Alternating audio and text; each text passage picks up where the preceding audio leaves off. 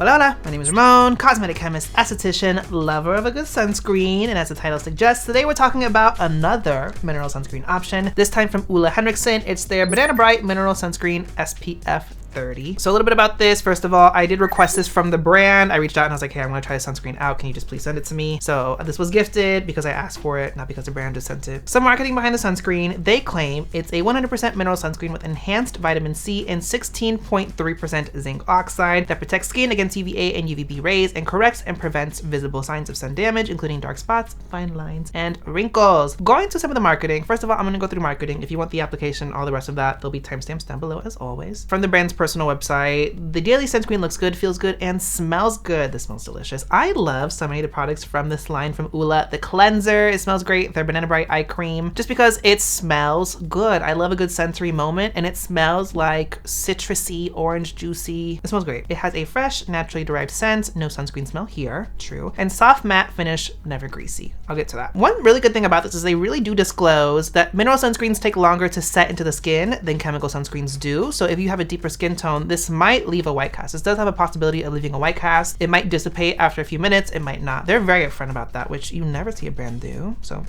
kudos to Ula. But they do say also to offset that they did put pigments in there. This does have iron oxides in there. But they really advertise this as it's a broad spectrum mineral SPF 30. It has vitamin C and banana powder inspired pigments to protect and correct your complexion, brightening dull, uneven skin tone. So yeah, it's kind of like a little bit of an all-in-one situation. Also for 50 ml, this is $35, so it's not cheap. So getting into my reviews, since this is a mineral focused sunscreen, I'll be doing my 4B testing rubric where I talk about beard, beading, beads, and brown skin friendly, how it works in facial hair, how it works with other skincare, how it works with makeup, and if it's brown skin friendly. For all of those, plus application and everything, I'll have timestamps down below, as I mentioned. For application, I do take the amount that I need for the size of my face. If you want to know how much sunscreen you should be wearing for your face size, I'll have a card up here. I apply it to half my face to let it sit down so you can see if there's a white cast compared to the non-sunscreen side, and I apply it all over. So with the application footage you see, I take the amount, I put it on, and the tint of this is actually like a very nice creamy orange color. It's giving orange creamsicle, and it's the kind of shade where if I do a quick swipe on my skin, you're like, is that my skin tone? And then you can see as I work it in, that pigment dissipates and it kind of has a little bit more of a white color to it. I work it into my skin though, and first of all, it's a nice lightweight gel texture. It actually works into my skin very quick, but it's one of those formulas that actually sets down fairly quickly. So you kind of have to work it in very quickly, or you don't have a lot of playtime with it. But once it sets down, you actually do let it settle for, I'd say max 2-3 minutes. Whatever white cast you might see on my skin tone dissipates. So when I do the side by side with the with versus without sunscreen side, it actually looks pretty similar, if not completely the same. So if you're up to about a Fenty 290, 300, you should be good. But I work it in, let it sit down, and you can see that the finish of it, it's very natural to like a somewhat of a natural radiant glow. The brand claims never greasy, and I actually will say that it never has felt greasy. I played with this now for like over a week. It's never felt greasy. It's never been like very oily, emollient feeling. The way this sets down and the film forming ability on it's actually very, very, in my opinion, kind of noticeable. So it sets down and you kind of have this look of a nice shiny sheen on the skin that's not greasy. It kind of reminds me of one of those like Korean peeling masks, slightly. That's the vibe I get. And with that, that's I think how it kind of helps to keep you shine free, and that it kind of does keep you matte for the full day. So overall, really nice lightweight texture. It definitely is not greasy. I see this being a great option for normal to oily skin. So this is a primarily mineral sunscreen. This is 16.32% zinc oxide. So it's actually that's a pretty high amount of zinc. That's why there are iron oxides in this to kind of offset the whiteness on most skin tones. But the reason I say it's mostly minerals because it does have butylactyl salicylate, which if you're not aware, if you have not seen the content made around that, it's basically a compound that's basically the sister of a lot of chemical sunscreens. So you see butylactyl salicylate, it's basically the same structure as octasalate, which is a known UVB filter. All of the salates that you see, homosalate, octasalate, even salicylic acid fits in this, similar structures, and they all have some sort of UVB absorbing potential ability to them. So they do help boost UV absorption, thus increasing SPF. Butylactyl salicylate is not a registered UVB filter though. So a lot of brands use it to help boost up the protection values you get from your sunscreens. There's content made around it being a invisible chemical filter, which I do understand. I see why that was made. From the offset of it though, this is a good example of that. You want to have a high enough percent of the mineral filters to get a very good SPF reading. You also want to have some sort of elegance to it as well. So butylactyl salicylate is a very cheap, easy option. There's other ways of boosting SPF that are not butylactyl salicylate, but that's just something to consider. I'm not pro or con con. I'm just saying I'm devil's advocate with this. Other formula considerations, this does have that vitamin C, and it's actually tetrahexyldecyl-ascorbate, which is an oil-soluble vitamin C derivative, one of my favorites. It's really nice for antioxidant benefits as well as targeting the appearance of pigmentation. It does have niacinamide and vitamin E as well, so you're getting a good antioxidant boost from all three of those things. Some benefits towards the appearance of pigmentation with those as well, and plus obviously protecting from photo damage. You have squalane and glycerin, which you would never clock that squalane in here. This is not like a very richly moisturizing formula. It feels nicely hydrating and it feels really nice on the skin as a gel, but once it sets, there is like no feel of it. There's no greasiness to it in my opinion. It's really nice texture. And you do have panthenol in here as well, and again, those iron oxides. So especially if you are more melanated, I like to see those if you're targeting a routine around the appearance of pigmentation, just because they do offer that extra blue light protection. And then there's other formulation things that are interesting. This does have fragrance, thus that really citrusy smell, but there's also some different citrus-based extracts. One of them is a specific citrus culture extract, which basically it takes stem cells from oranges. But what I will say is the cosmetic claims I can make around that is it basically protects a little bit more and helps to, I'd say, hydrate. But that was a very interesting addition to that, looking into the actual raw material itself. A lot of interesting claims. This is alcohol-free though, but it's mineral sunscreen.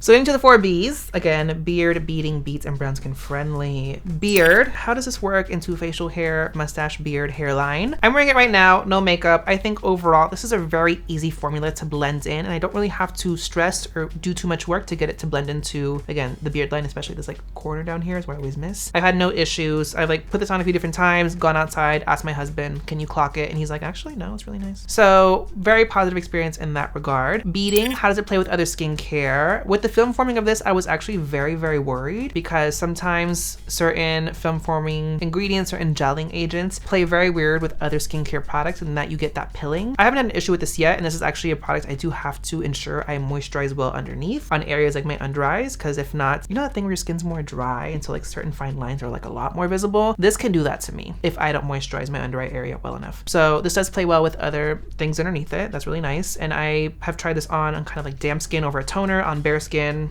no issues. Beat, how this plays with makeup. Again, I do have to prep my skin appropriately underneath this, so that just means moisturizing my under eye a little bit better. But this is a really nice primer for makeup, especially because I find that with or without makeup, this does keep me fairly shine free for a while, which is really nice because again, I am more oily. I do love more of a matte option, but this isn't like drying, stripping. Like some high zinc oxide mineral sunscreens, it feels like it sucks the life out of my skin. I get really irritated and I feel like my skin's really, really tight because of the dryness. This doesn't give me that, thankfully. So that is a nice positive. And then brown skin friendly. This is a tinted mineral sunscreen by definition. The tint is orange, which is a very unique option. Usually you see them like skin tone but a little bit too cool, or they're like very orange in that it's like fake tan type of orange. This is like creamsicle orange. That being said, as I mentioned earlier, this works well into my skin tone. If you're maybe like a little bit darker than me, like a hair darker than me, this could still work for you. But if you're above Fenty 350, I'm not very positive this would work well for you, is the one thing. But because of the way it sets and the issues or the lack of issues with like hair and stuff like that, I think this would be really easy to cover up with makeup, no issue. But it'd be interesting to see if they could like do different tints of this, like maybe like a deeper orange.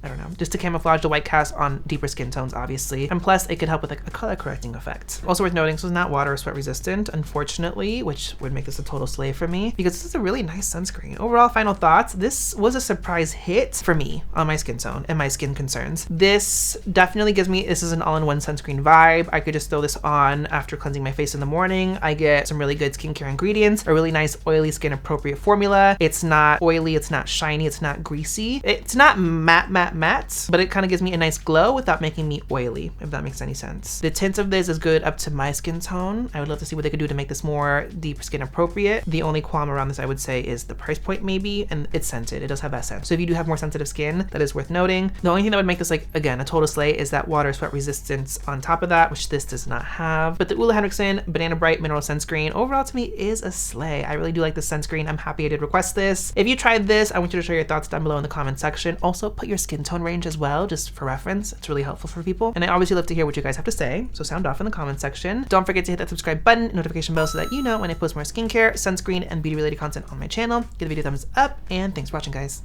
Bye.